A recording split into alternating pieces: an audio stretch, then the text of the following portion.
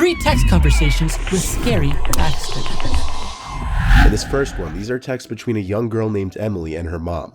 Not Emily. Send me screenshots of these texts along with the background story to go with them. Oh, she sent them to you, brother. Okay, we got the real deal. Came from the source. To read the texts. Emily says to her mom, "Are you home?" "No, still with your dad. What's up?" "I heard someone come in." "The house? Is Peter home?"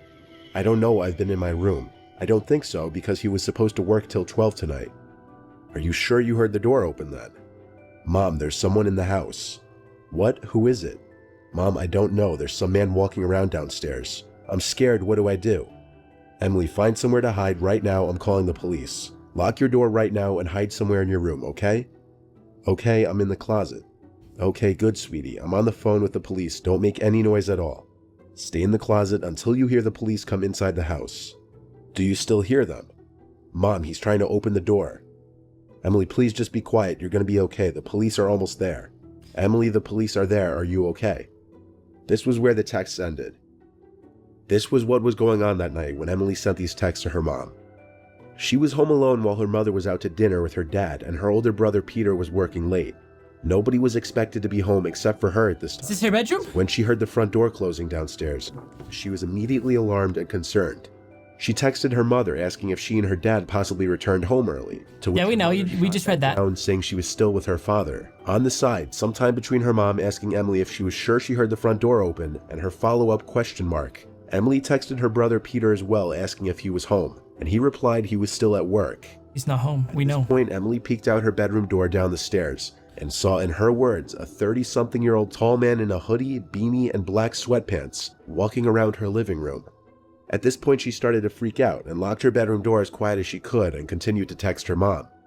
Upon telling her mom some stranger was in the house, the mom suggested Emily hide in the closet while she got on the phone with the police. While sitting in her bedroom closet trying to wait this nightmare out, Emily heard the man fiddling with the doorknob to her bedroom trying to open the door, followed with him trying to forcefully break the door open by the sound of it. This was where Emily stopped replying to her mother, as she was too scared to even move a muscle in fear of being heard. Get out through the window. The man gave up on the door. Police arrived and entered through the front door, which was unlocked, and they knew to go straight to Emily's closet. It was only then, when the police opened the closet door, that she felt safe to move. The intruder had stolen a number of valuables, but Emily was fortunate enough to have made it through this unharmed. So the front door was open. The police were there to let her know she was okay, and the parents returned home shortly thereafter. This is a perfect example of why you should always make sure all the entrances to your house are locked. I was just about to say that. Guys, literally, there's not 1 second of the day that my doors...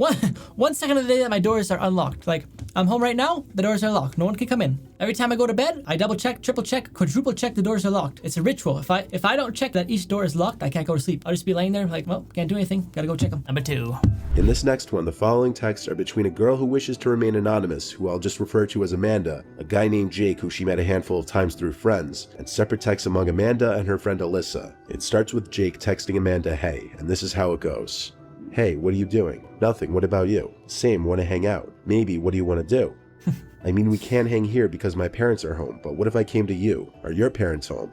"Nope." "So let me come, lol." "When?" "I'm free now if that works for you." "What made you even think to hit me up?" "You're really pretty and I just want to hang out with you." "Okay, I look like a potato right now, so you have to give me some time to get ready." "That's fine, what's your address?" "Word, I'll head over soon." Word. "No, don't. I need time to get ready." The text between Amanda and Jake left off there, where he apparently left her text unread when she asked him not to come over just yet. At the same time, she went to go text her friend Alyssa about it, as Alyssa's part of the same friend circle as the two of them. Amanda was surprised to be hearing from Jake and texts Alyssa to see her reaction about it. This is how those texts went. "OMG, he randomly hit me up, and he wants to come over. Are you gonna let him?" "I told him yeah, but to let me get ready. He said he's gonna head over soon." "I told him wait, but he left me on scene." "Wait, hang on. I feel like it's weird that he's texting you. I'm gonna call him." "Why? Don't mention me." "I won't, but he's not picking up FaceTime anyway." "I'm calling Jamie. This is weird." "Why is it so weird?" "Because I know he wouldn't just text you like that." Immediately, Alyssa finds it surprising and odd that Jake would text Alyssa, for the sole reason that Jake was apparently on the verge of officially dating someone else. Oh, Alyssa there we go. tries to call Jake multiple times but fails. She then resorts to calling Jake's sister Jamie, who was also part of the same friend group. All the while, Amanda is confused as to why Alyssa finds this all so weird. Alyssa's last text to Amanda was OMFG, before calling her, revealing that Jamie told her over FaceTime that Jake lost his phone the day before, and his Find My iPhone was disabled. They obviously quickly draw the conclusion that whoever was texting Amanda was not Jake. And Jake she said, "Daddy!" with Amanda and told her that whoever had his phone was nobody that he knew, because he lost his phone during his morning run. The three didn't know whether it was just a prank or not, until Amanda got a follow-up text from the person who had Jake's phone, saying, "I'm here, I'm at the door."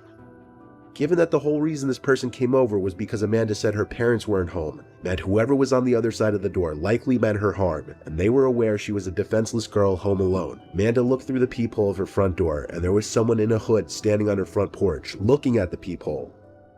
Amanda sent one final text saying this: "I know this phone was stolen, I called the cops already, they're almost here. You better get out of here and never come back or you'll be sorry.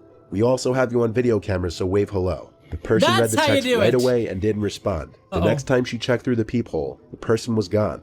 Well, that's good. Jake was able to get his IMEI number, and entrance or since it was being used for illegal activity, police helped track the phone to a man who lived a town over, who was prosecuted accordingly. And in this case, justice was actually served. That's good, but that's kind of creepy.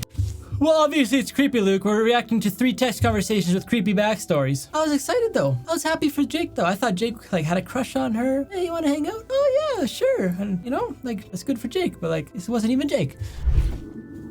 In this last one, these were the texts received by single mother Marissa Rivera. Marissa was awoken by her phone vibrating on her nightstand at 1 in the morning on a Friday night. On the screen were a bunch of texts from her son, John. The text went as follows: "Mom, I need help. I got into a car accident. Can you come pick me up? I think I injured my elbow. The damage is pretty bad. I don't know what to do. Please tell me you're joking. Are you okay? Yes. First up, if I got into a car crash, I would not be texting. I would be dialing her. My elbow just hurts. Where are you? At the intersection of Robeson Street and Humphrey Lane by Longley Supply. Is Kevin with you? Who's Kevin? I'm alone. Okay, just stay there. I'm coming." Marissa started to get ready to go to her son's aid when she remembered he had location sharing on with her. So, wanting to make sure he gave the right location, she checked where her son's iPhone was located.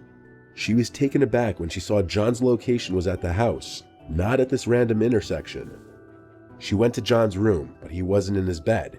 So she went and called her other son, Kevin, who was also still out. Oh, that's who Kevin is. He picked up his phone, sounding intoxicated, according to Marissa. And when asked if Kevin was with John, he said yes, and John said "Hi, Mom" into the phone, less drunk sounding than Kevin. The two were together and claimed there was no car accident. Hey, it's a Friday night. Phone.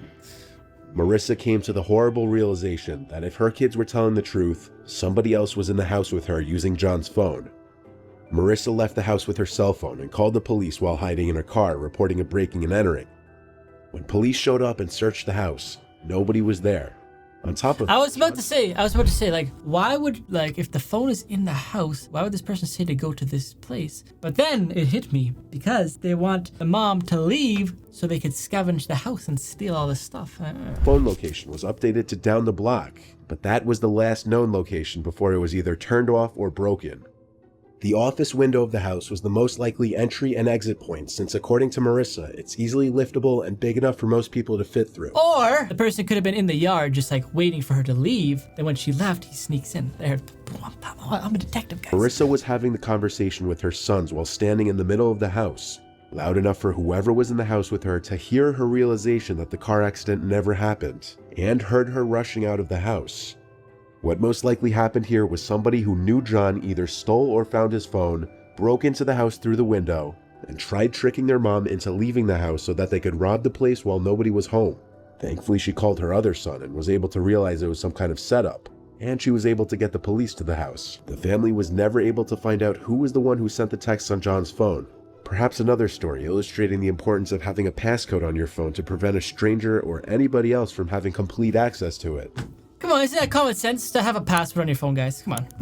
We're in 2024, guys. Come on, get with the program. Anyway, that's gonna be it for today's video. If you guys enjoy these creepy text, creepy story videos, drop a like, let me know in the comments down below, and I'll see you guys in the next one. Peace.